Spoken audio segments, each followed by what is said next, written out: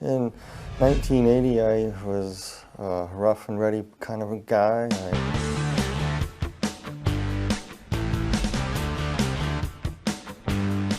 drank a lot and partied a lot, and I was moved to Tucson, Arizona, and I was working at a construction site, and one of the guys brought some water from Mexico that was contaminated.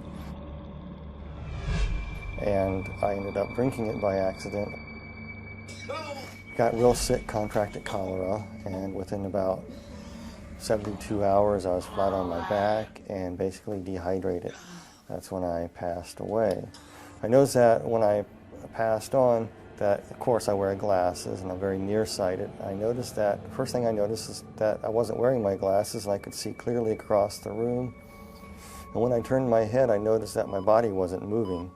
And I was lifted right out of my body and hovered over my body, looking down at myself and looking around. And next thing I knew, I went through the ceiling of the room I was in, and I was transported into a very, very, very black, dark void.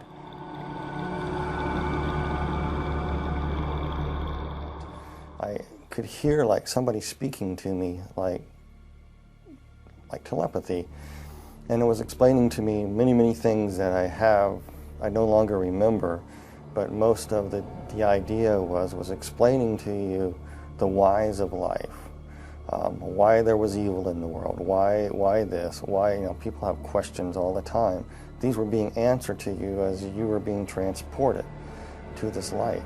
And time you got to where the light was, you knew what happened, you know what's going on. You know what happened, you know you died, you know you're going to be judged, and everything as you're traveling, it's made so clear to you that what's happening is perfectly just and right. Oh yeah, I was going through the darkness and I was approaching the light there, and I noticed that on this rock, it was a big huge boulder right out in the middle of this darkness, and there was a person sitting on a throne. And the individual that was sitting on it was emanating light, very, very powerful, bright light. And there was a love and compassion too, but also a firmness and fairness emanating from this person. And I'm going, who is this? And the basic question that was coming to me through this thought was, look what you have done with God's gift. It was actually Jesus was speaking this to me. He said, if I let you into heaven with what you know now, that I'm just, right, perfect, you would misuse that and keep sin alive in heaven. You can't come in. He told me it was granted to me to see a land unknown that's best forgotten, but will not be left unseen. That was it. And then he took out all these keys out of his robe, just pulled them out. And as he pulled them out, you can see the scar where the nails were kind of like in the wrist area, and it kind of pulled the bones apart. It's kind of traumatic looking. And he had these keys, and the keys were odd shapes and design. And he walked over to a place, and he stuck this key into this, looked like a gate. And a door opened. Then the veil came over, and it was dark again. I couldn't see it. All I could see was the Lord. And I was being moved toward this door, and I went through that door into a void. I mean, a tornado vortex. It was just going round and round. It was a tunnel, spinning horrendously around, just roaring and roaring and spinning and spinning and spinning.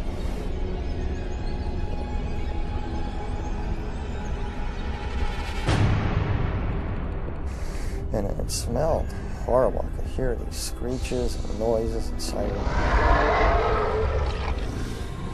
The most thing I remember the most was slurping noises and screams, and you could feel heat, really hot heat.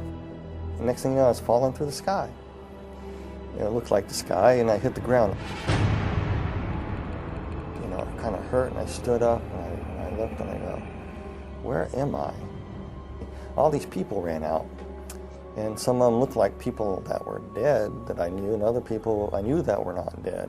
And they come around me, slapping me on the back. They got there awful quick because the house looked far away, but all of a sudden they were there, slapping me on the back, welcoming me there.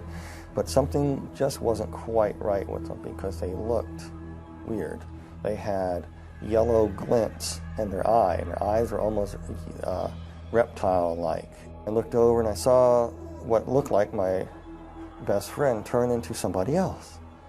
And I said, hey, wait a minute, you can't do that. You're not who you say you are. Who are you?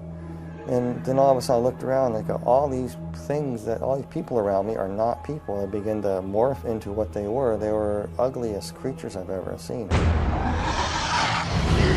Reptile-like, some of them, they were just god-awful, like rotting vegetables, and they were distorted and twisted, and then they were not perfect by no means, and they were just filthy, smelly creatures. And they were just starting to come at me like they're going to shred me to pieces.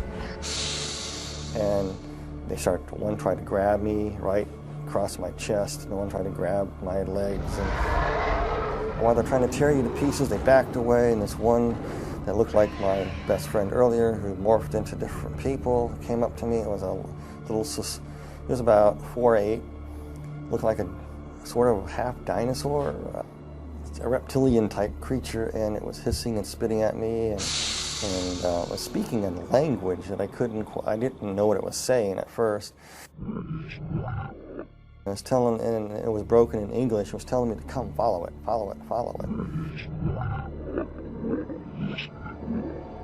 So he motioned to me, and we took a few steps, and all of a sudden we were at the end of the horizon. That doesn't make any sense, but we came across to what looked like the end of the horizon. You couldn't go any further, and I couldn't understand what it was. And yet I could look out, and I could see all this vast fields and mountains. And then that creature stuck its hand in this horizon, and he ripped it open like a veil, and he stepped out of it up onto this road, and he telling me to come, motioning me to come, so I did the same. I just went ahead, I got up, and next thing I knew, I was on a large, wide, dusty, flat road. I just came out of a cell, a cube. It was around 10 by 10 foot square. It could have been 14 by 14. That's what the dimensions were. And there was a cell next to it, and there was a cells above it, kind of set back, concave, so they're going up. And there were 6 of them to the roof of of this place. And in the walls are embedded peoples in cells. And he pointed to another cube, and in this cube I was looking at, there were people inside these cubes. Some were vacant, some people waiting for people to arrive like I did. There's this person in there, and I was just looking at them, and then it was showing me another person. Each person that was in their cube was like they were reliving parts of their life all over again, but not in a very pleasant way. It's like a living nightmare. And as we were walking along, I realized that hell is just an enormous big place, and there's many other parts to hell that I did not see. I just saw this place called the pit. And so it says, it's been granted to thee, follow me out to the middle of the road. So he walked out in the middle of the road, and all these demons and creatures running around, and I saw all these people in various stages of torment. And some of these demon creatures inside these cubes were going in at will. And they would be attacking people in various ways. But to the people, they look like other people, or times in their lives, or they look like demons. Whatever their worst nightmare was is basically what they were living. We walked along to another cube, looked inside of another individual that was there, and it reminded me of an old sailing ship. And this guy used to be a captain of the ship, and he was being flogged. Things that he did on this old sailing ship, but he did it for pleasure for these people because it was his ship, and he liked to be mean to his crew, and it was being meted back to him. I noticed this being, this creature looking at me. It was in a cube at first, and the person who was looking at this creature is one of those tall creatures with the faces that went around, but it was of a beautiful purplish color in a way, kind of a beautiful creature, but hideous at the same time. And with its faces revolving around, very seductive, very, very flattering, very, very persuasive. It would try to plant thoughts in your mind, trying to tell you, why would such a good God allow people to suffer like this? It was trying to get me to curse God. I really don't know who the demon creature was. I know he had great power and authority. He either was the second in command or he could have been Satan himself. This one vortex was spinning and a lady that had just died in a car wreck came through, and she was deposited right there.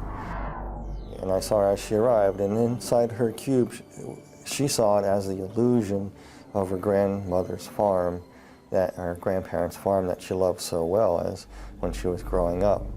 And her grandmother recently passed away too, so she got in this cube, and immediately she thought she was in heaven because there was a grandmother waiting there welcoming her. The grandmother that was actually a demon that gave the illusion of being the grandmother said, "Dear Pudding, you made it to heaven. I'm so glad you're here." And she really thought that she was in paradise. But there was a darker side to her. She would make her children be what she wanted. Her children wanted something else. She wanted them to be this. And if they didn't do it her way, it was the fist. It was verbal abuse. It was cutting down. So as she sat down, I was watching it, and the tree's limbs just grabbed her. And then she realized she was not in paradise. And as we passed some cubes, there were people inside, and they were trapped in flames. And it was like their skin was still intact, but they were burning. And there was an individual, and he was playing pool. And this guy was a child serial killer, but he lived in the 1940s. But he was in this pool hall playing this pool before the punishments would commence again. He thought he had a break. And then these people in there would torment him and come and run and just grab him and tear him up. And out of the sky I could see this big demon coming down. It reminds me of a snake. He just gobbled him and swallowed him. Then all these other little demons came up and said, "That's no fair. We didn't have our chance with him yet." Regurgitated him back up. He was whole. I know this sounds really bizarre, but that's what happened. Then all the other little demons, little teeny things, about 3 foot tall, just jumped on him. And he was powerless. And they were beating and clawing him. And there was no rest for this guy whatsoever after that. It was constant torment. Everything that he ever done was being justly put back to him. I came to a cube, and I was looking at this, and this was a woman. She was dressed in fine garb. She was a temple prostitute, basically what it was. And she was somebody who died in Corinth around 69 AD. For a price, she would have a newborn son. For some reason, their religion was some strange thing. When you have a newborn son, you can offer it into a statue, and there's flames underneath the statue. You put the baby on the statue, and basically the baby would be cooked. And here she is in this temple. There was no let up to her torment. It was almost like all the little babies that she burned that were hers and other people's were tormenting her, mocking her, pouncing on her, just crawling and tearing her up. And she just screamed, and I had to turn away and walk.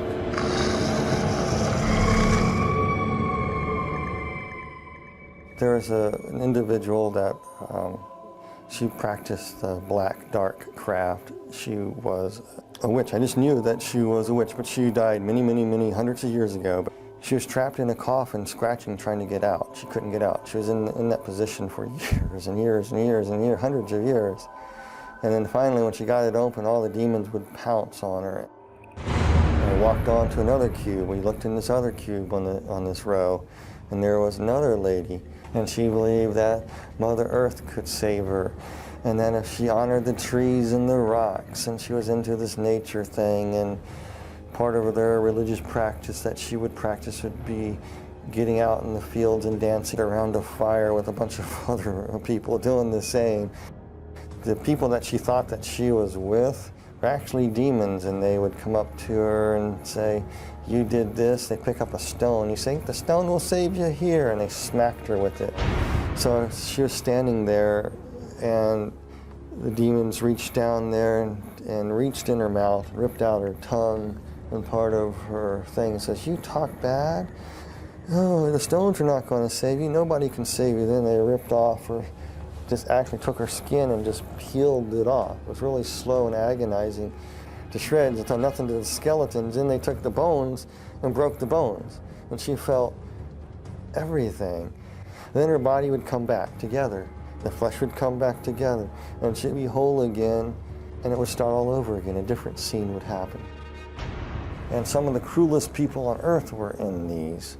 You know, some people, I don't like to say names of people or anything like that, but I will, you know, this one particular individual is definitely there, and everybody knows who it is. It's Adolf Hitler. Hitler was sitting in a cube. The cube was open, and it was just burning flames. He's just sitting there burning. And his flesh wasn't burning, and he had this hideous look on his face.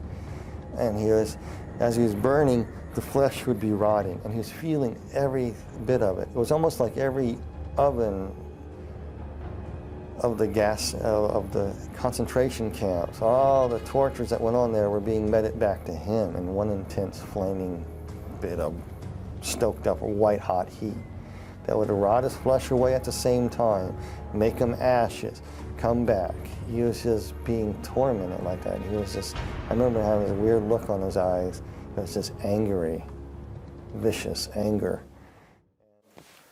When we return, Brian Melvin tells how for a moment he thought he may be trapped in hell for all eternity.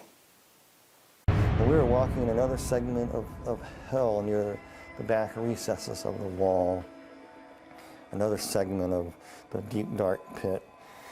And we're coming to this one pit there was one place, and the cube was open, and inside there, this demon was trying to get me to go inside this cube in what looked like a dentist chair. I'm not afraid of dentists at all, but this thing looked like a dentist chair to me, with all these hideous creatures in there trying to say, this is where you are going. And they want you in this cube here. And they were trying to get me in there. And I didn't want to go. And this part is very hard for me.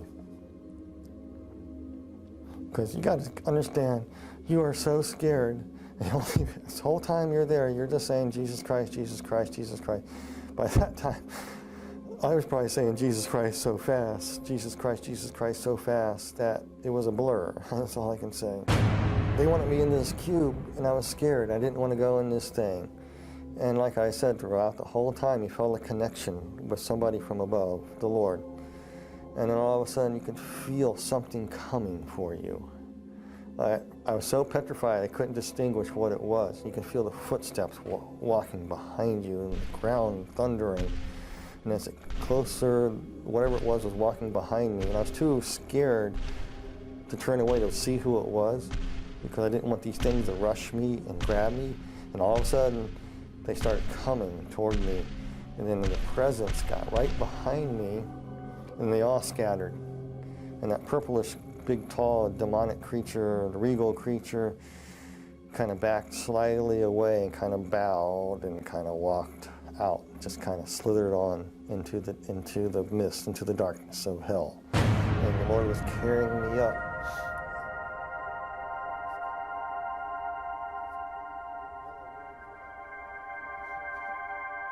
And you know who it was? It was Jesus. He picked me up.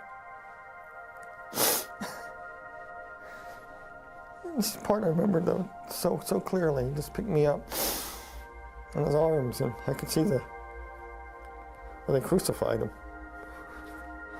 As he's holding me, his bones are pulled apart.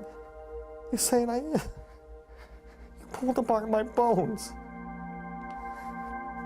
And he carried me. And kind of floated through the air and went through the center of the bottomless pit.